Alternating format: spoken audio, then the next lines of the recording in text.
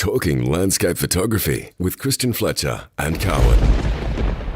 It is episode 3 of Lightminded with Christian Fletcher, myself, and legendary WA shooter, Mr. Tony Hewitt. How are you, legends? How you going, boys? Hey, Yeah, good, mate. thanks, Good. Carwyn. Yeah, hi, Tone. Hey, Fletcher, how you going? Yeah, good. It's good to talk to you again. We haven't spoken since yesterday, I think. Yeah, no, well, there's Long always time, something going on we got to catch up on, and looking forward to doing a bit of shooting together in the near future. Yeah, well, that near future is going to be tomorrow, I believe. So, who are you bringing down with you? Bringing down Lau Norgard, who's one of the big movers and shakers at Phase 1 from Denmark. He's over in Australia, and he's coming over to the west to meet you, Christian.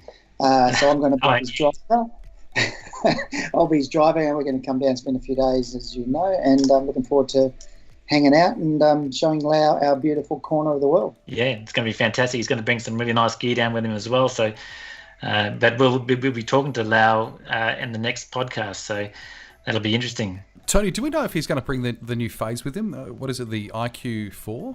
He is bringing the new phase system, I understand. He's going to bring that down so we can have a little look at it and play. So I'm looking forward to getting my hands on that new camera if I can get it off Christian. So I don't know how many he's bringing, but yeah, I think that's part of the game. He's just going to bring it down so we can have a look at it and spend some time giving him some feedback. Christian and I have been shooting phase for probably 7-8 years, maybe longer than that even. And it's a chance to not only see where they're at the moment in terms of cutting edge, but also for them to listen to people like us.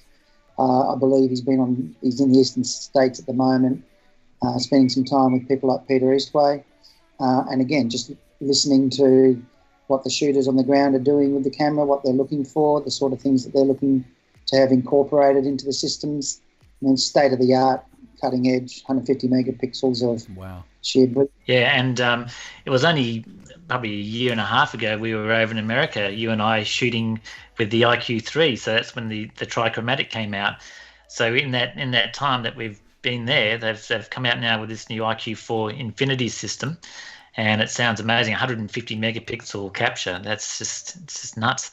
I'm really looking forward to getting a few of those. I think they expand out to about 900, just over 900 megabytes per shot as a 16-bit TIFF. So can you imagine what the hard drives are going to be saying? No, boy, I can't take it.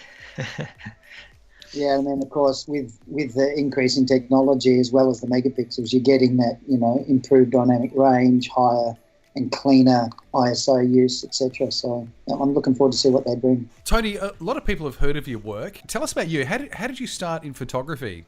So I started. The short answer is I met a photographer at my sister's wedding. He was a wedding photographer, hot-looking blonde. So he was. Sorry, he was. She was. She still is. So I kind of got introduced to photography that way, and as we had a family, I took over the business. So I started in weddings, shot nearly 1,000 weddings, portraits, and I've shot many thousands of portraits and still do. I have quite a solid base of regular clients that every few years come back for an update on their family. So that's been with me for a long time, and I enjoy photographing people.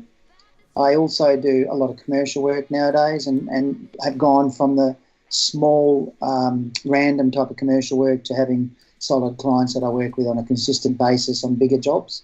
Then probably 10, 12 years ago, started to delve into landscape for fun, landscape / what we thought or I thought was fine art. But, over time you start to understand what that word means a little bit.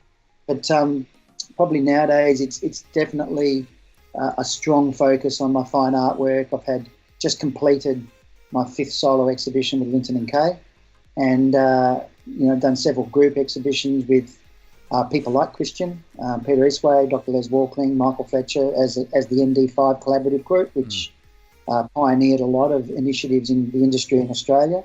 And I enjoy working with that group, and we do something every few years. We get together. We got something being cooked up at the moment.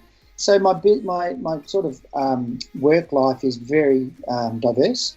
And nowadays I also do a lot of coaching, mentoring. I run a mastermind group and various things like that as well. What made you want to be a photographer? I don't like working 9 to 5 and having a boss. I think You know, like I've got a good mate of mine that I've known since we were about 15. We catch up, and it's one of those mates, you know, you have in life that you don't speak to for 3 years, but when you do catch up, it's like no time has gone. You know, you just mates for life.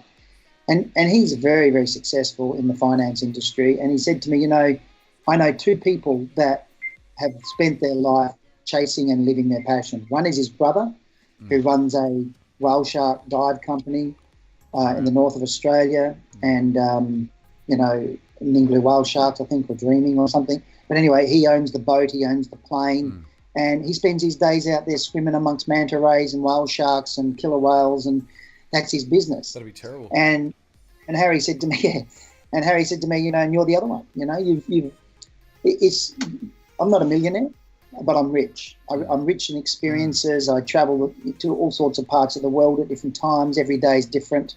I'm not pure landscape like Christian. I'm predominantly landscape fine art nowadays, very much so, but I still on occasion will shoot a photograph of a baby because it belongs to a client I've had for 30 years. You know, they've got a new baby or something, or a family portrait. So every day is different. I might be on a mine site photographing a dynamite blast and then getting on a plane to go and give a talk in Melbourne the next day, and then flying to another part of the world to run a workshop with someone like Christian. So, you know, I got into photography because I saw it as a dream. And when you're in your younger years, you don't really think about the future too much. Not many of us do. And it's like, I want to do this. That's what looks like fun. And then you try to figure out how to make it, you know, set you up for life or to be sustainable.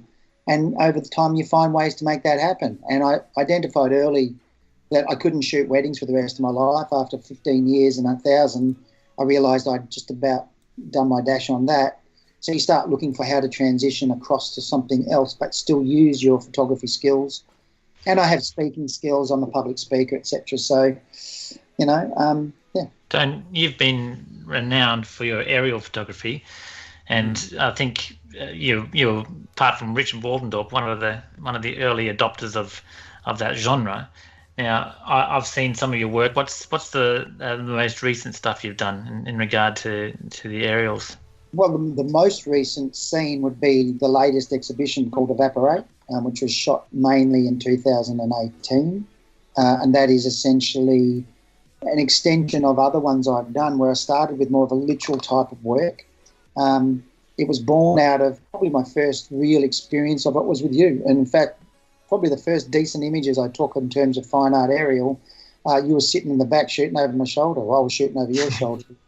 But as you do the same thing over and over, if you love it, you find your own voice. And I think it's fair to say that my work now, I wouldn't say it's a signature, but it's certainly something I look at and know that, yep, that's me, and that's the way I see the world, and that's how I want to express what I see.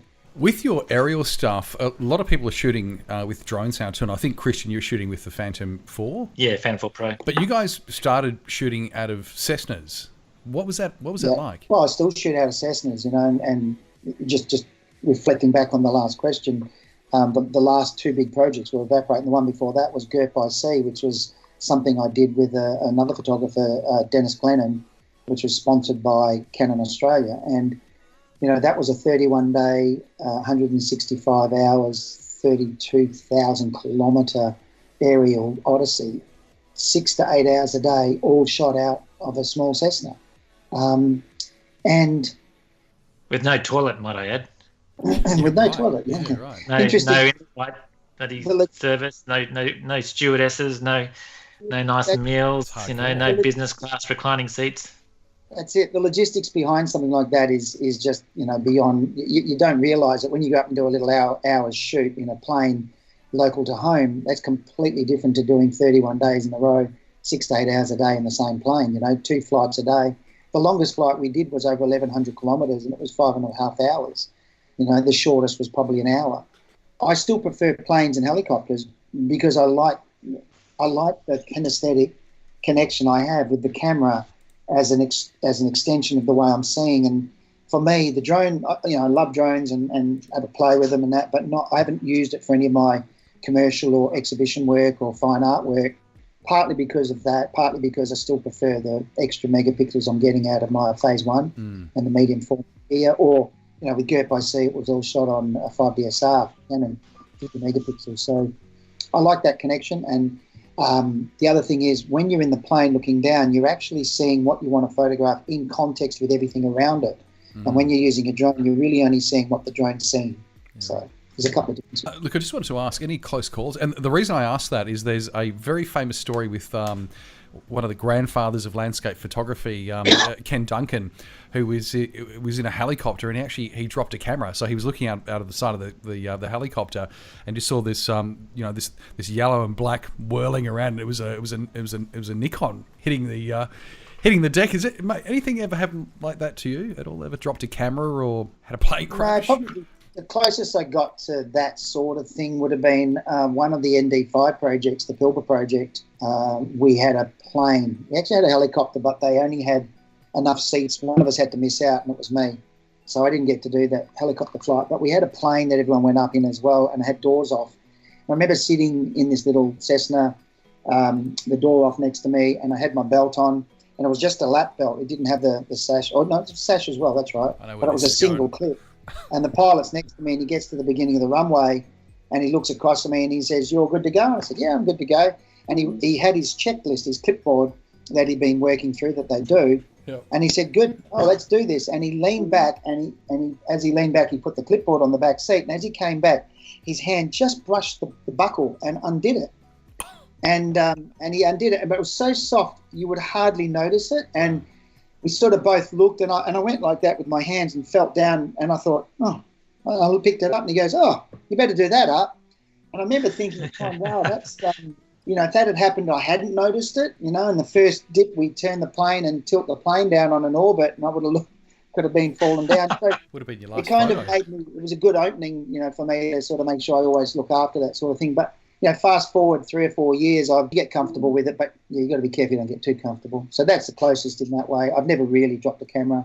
I do get nervous when we're on workshops with helicopters, particularly the small ones, and people get in there with their hat and they've got all their extra gear, and you're thinking one little lens cap flies out that door and hits that tail rotor. Yep. And once the tail rotor goes, the helicopter's going to struggle. Well, actually, I was on a workshop with Nick Rains, actually up in the Kimberley, and the pilot goes, "Make sure you take everything off." We're going up in an R44. I'm make Nick sure Rains. That, Let's talk no about lens lighter. caps, no, don't have your hoods on, all that sort of stuff, no caps. Anyway, this girl gets in and she's got a GoPro stuck to her head. She's got on a little head mount thing. I'm not sure why no one picked it up. Anyway, we took off, and I don't know, must have been 1,000 feet. She goes to stick her head out and take her first photo, and the wind got under it and just out the back, it just went gone. And we're so lucky it didn't go through the tail rotor, but she kind of looked around at me, and I looked at her, and her eyes were like saucers, and mine were like, "Whew, we're still flying. Okay, let's go." There goes the GoPro. So somewhere up over Home Valley, if you're out that way, have a look around on the ground, you may find it. Time for the top 3 tips. To be sure. I reckon you could say that again, mate. We just couldn't understand that. Time for the top 3 tips. Tony, what are the top 3 tips a landscape photographer can do right now to instantly improve their photos? Okay. I think that one of them would be, for me, work with the light. So there's no point, you can be looking at one of the most beautiful scenes in the world, but if the light's wrong, if it's midday and it's all working against you, then to me, you're not going to get the best out of that content. So you need to be there at the right times. And I'm still, I remember travelling with Peter Eastway and another photographer, David Oliver, on the Great Ocean Road, and we were going down to photograph the 12 Apostles, and we got there just before sunset. And by the time we parked and went down, we were deliberately going down to shoot after the sun had gone down to get that milky light. As we're walking down the path, about 30 tourists, amateur photographers who were on a bus tour, started walking back up because the sun had set. And as we walked past, we heard one of them turn around and say something along the lines of, "Well, you can tell who the real, where the knowledge is, or these guys don't know what they're doing because they've missed the light." Yeah, right. And we were chuckled. And there I was walking down with one of Australia's all-time best landscape photographers in Peter Eastway. We got down there, we got exactly what we're looking for. So, understanding when the best quality of light is going to be there is certainly a tip. Hand in hand with that, I suppose, is that you really do need to be working with a tripod if you're using lower ISO. So don't push your shutter speeds and don't take risks with camera shake. Now, There are times when you can use cameras handheld and you will get a perfectly sharp image, but a lot of the time when you've got that beautiful, soft, ethereal quality of light late in the day or before the sun's come up in the early gloaming, and you want a decent depth of field, f11, f16, etc., you're going to find that if you're holding it at 30th of a second or 60th, and you might think when you look at the back of your camera, it looks as sharp as a tack. Yeah. But if you're going to put it on a wall and you want it to be a really decent quality shot, then I think tripods are pretty important to have. And probably the third one is to keep it simple. I've always been fascinated to watch the different way that people approach the landscape photography, and having travelled extensively with some of Australia's and the world's best, such as the Peter Eastways, Les Walklings, Christian, who is here with you on the show. The way they approach a scene, they don't rush straight into it. They'll take a minute, they'll look, they'll get a sense of what they want to photograph, and they'll take simple principles to get the right frame around the parts that count, keep it clean, keep it simple, and make it easy for people to understand what you want them to look at. The approach. I think, and again, it's difficult for me to answer on their behalf, particularly since one of them is listening, but I think from what everybody approaches it slightly different. I think, one of the things I've noticed, even with the best, is they're not locked into a preconceived idea. That's where you can come unstuck. I think if you get locked into a preconceived idea of exactly what you're getting, then you'll quite often miss out on something special. And the idea is to be able to respond in the moment to what's in front of you. Having said that, you will go to certain places at certain times because you know that they are more likely to throw up certain types of scenarios. Christian's and I've been on record many times saying he's one of the most instinctive photographers I've ever seen in my life, because he'll show up and he knows exactly where to be in terms of which end of the beach, which part of the hill, etc., to get the right angle, the right composition. He thinks three-dimensionally. He may not agree, but he has very good spatial awareness. Les Walkling will tend to walk to the highest point. He loves elevation. Peter is more secretive. He'll move and try all sorts of different techniques with his cameras, and he'll start to work time lapse and so on. Pete's like a snow leopard. Once he's out there, he's very elusive. You go, where'd Pete go? And you only see him again when we're packing up and leaving. And you go, where were you shooting, Pete? Just over there somewhere. He's literally, Tone and I. This is what's panned out so many times on our shoots. Tone and I will be at the back of the car getting our gear. Pete's already got his. He's got it on his back. And we'll be getting our bags out and we're talking, what do you reckon, Tone? Is this going to be any good? I reckon that bit over there looks pretty good. And we turn around, what about you, Pete? And we turn around and there's just crickets and there's no Pete. And then it's like there's about half a kilometre between us and the beach, and with nothing else around, and he just disappears. It's like whether he just goes and hides behind the front of the car until we walk away and then he sneaks off. But he's just like he's a snow leopard. That's it. I think that's the only way to describe him.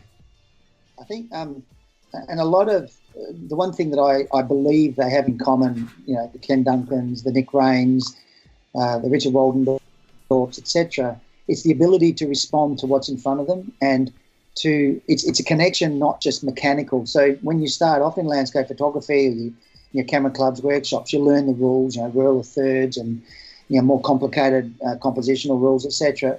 But you've got to move beyond that. You've got to become more instinctive, and I think you need to be able to be somewhere and be there instinctively, both with heart and mind. So it's not just a mechanical, logical process of, put that at the third point and all of that. It's feel the picture. You've got to feel it, and that's what all the top guys have, and the top girls.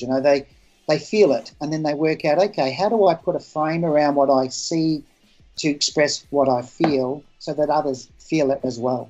Yeah, I always say to myself, when I look at a scene, would I hang that on my wall? And if the answer is no, I wouldn't hang that on my wall, then I'll generally walk away. So it's that's one way to think about it.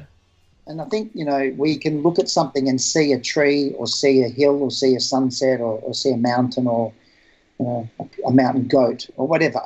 But what makes the photograph really work is it's not what you see literally, it's what's beneath that makes people fall in love with it. There's something about the picture that it resonates within them and it connects with other things other than, it's a tree. It needs to be more than that to be something that people remember, whether it's people, places or things, I firmly believe that, and I think that's what the best photographers uncover and express. Yeah, I think everyone has such a different idea of what they think is a good photograph. So, having the gallery all the time, we're always having so many different people come through. And just this morning, I spoke to a lady on the phone, and she loved a photo I took in America of a street sign. It was a big sign. It was Astro Burger, a sign for this place called Astro Burger, and below it was this little road and a cement mixer, which was tiny in the scene. The rest was just blue sky, and she loved that, and I was so happy because it's something that I love as well. But most people would look at that and go, yuck. I mean, what is that? So, the beauty is in the eye of the beholder, and for so many different people, it's so many different things. And I guess as a photographer as well, you like a certain style, or you like a certain light, or you like a certain scene. I know of people that have gone to Iceland and all they've wanted to do is photograph the most iconic places. I saw that waterfall, I want to get that. And then other people that will turn their backs to those waterfall and photograph what's on the other side or what's behind them. And Les Walking was a great example of that. I mean, how many times did we go out towing into the Pilbara and we're all pointing our cameras in one direction, and then we look behind us and Les has got his camera going the other way, and we're going, what's he looking at? It's like, I don't know. There doesn't really seem to be much back there. but invariably he'd come up with something, and we just wouldn't have seen it or weren't in that same headspace. I think understanding the difference between look and see. We can all look at something, but we all see something different. There's been a lot of talk about recently about folks walking into other people's compositions just as they're about to take a shot. And we call them comp zombies. So here's a little voiceover I had made up for us. Comp zombie close calls. Give us some comp zombie close calls, Tony. Oh, Christian's been in plenty of my shots. I've got the back of his head more than I've got the front. Probably the comp zombie king for me would be Eastway. He'll do that deliberately just to make sure you don't get the shot. What, he just walks That's in? probably not Backside, true, but backside first, obviously. quite happy to foster that rumour and keep it growing. I'm sure Christian will help me keep that one growing.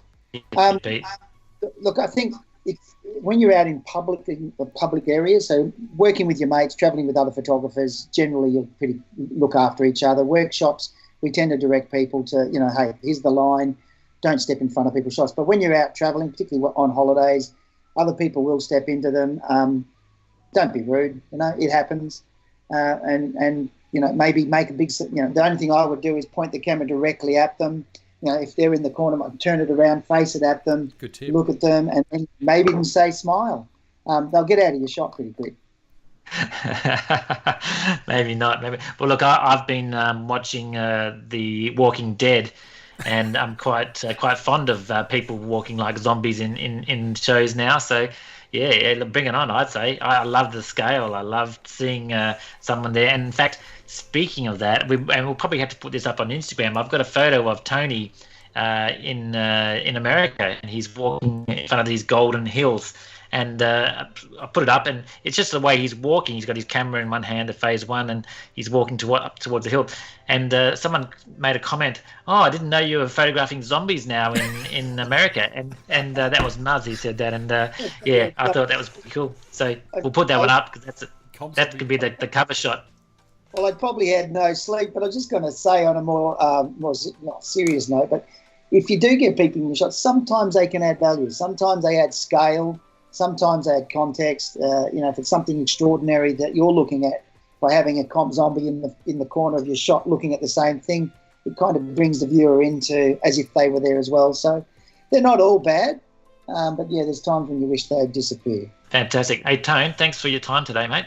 I'd love to chat to you a bit more in the future if we get a chance. And I think, look, you're coming down with Lau, so let's get together and we'll talk to Lau about his new phase one system that he's going to show us, and maybe we can have some thoughts on that as well. So thanks for joining us today, mate. It's been great.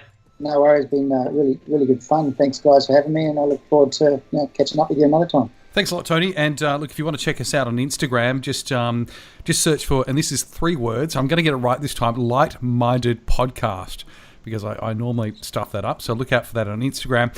Also, if you want to send us an email and send us one of your images so we can have a chat about it too, just email us at lightminded617@gmail.com. Thanks, Tony Hewitt.